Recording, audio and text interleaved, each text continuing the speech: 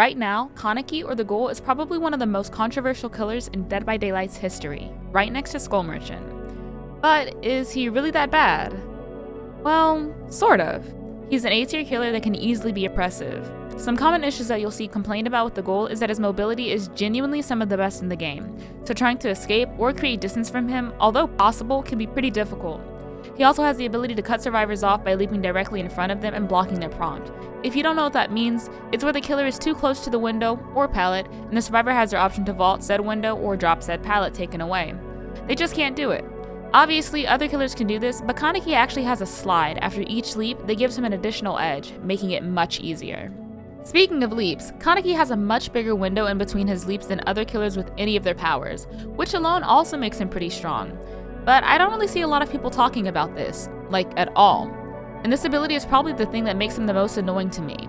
Think of the time window that Nurse has when she needs to blink again before she gets put into cooldown. It's pretty short, right?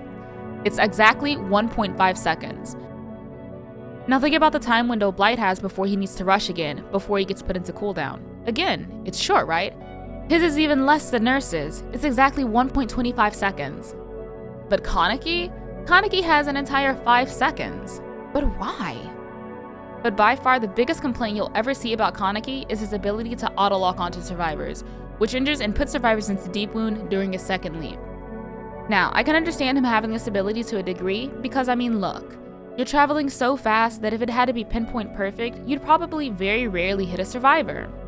But his autolock is actually very generous. There have been many times that I've played Kaneki and been completely 180 just to hit a survivor that wasn't even on my screen. That's how strong the autolock is. But his autolock is also a little similar to how hitboxes will work when you're going against a huntress in terms of generosity. But again, complete 180 just to autolock onto a survivor? I think I can admit, that's a bit strong. And couple this with my previous statement, oh yeah, it's a no-brainer that people don't like it. Seriously, a quick scroll on any Dead by Daylight community and you'll see just how much people hate this. Screenshots, videos, and forum posts galore. Not that I can blame them though. Kidnap tech is also another issue when facing Kaneki. If you're injured and on the opposite side of a pallet and the Ghoul locks onto you with his second leap while you're unmarked, which you cannot move during, he will be able to simultaneously vault and injure or down you. Many people thought that this was an intended effect since a very similar interaction happens with Wesker, and the devs actually did confirm during a Q&A that the interaction was not a bug and indeed intended.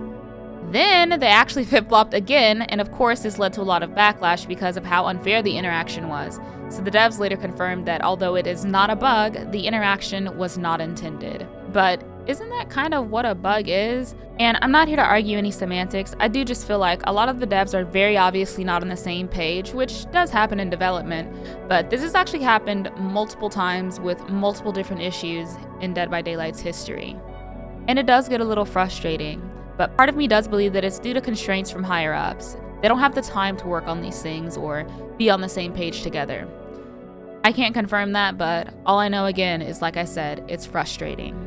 Lastly, the devs did just answer in their recent Q&A that some of his common pain points would be addressed. However, because we have no timeline for this, but worst case scenario, we could have another Skull Merchant situation on our hands, where instead of giving Kaneki a meaningful rework, he will get absolutely nerfed into the ground and maybe more casual players will be left happy. But then dedicated mains are going to be left behind once again.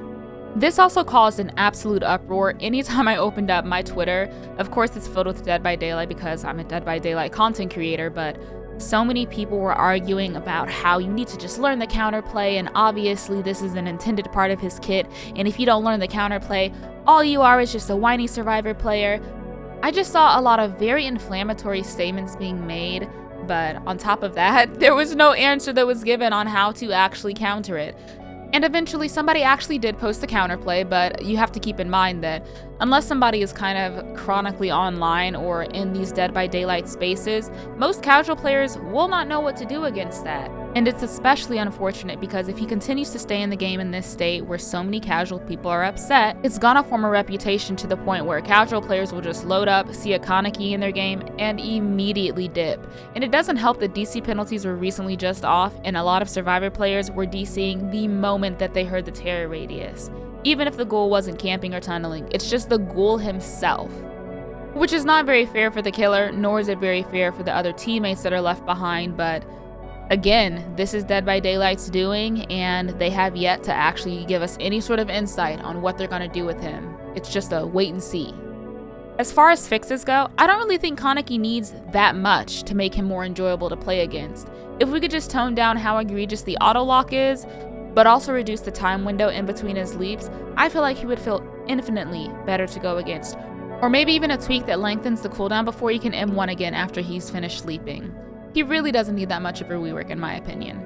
But we'll have to see. Thank you guys so much for watching. Remember to subscribe as I'm coming back to YouTube, and tell me how you feel about Kaneki down below. You can also catch me live Wednesday through Sunday on any of my streaming platforms such as Twitch, TikTok, and YouTube.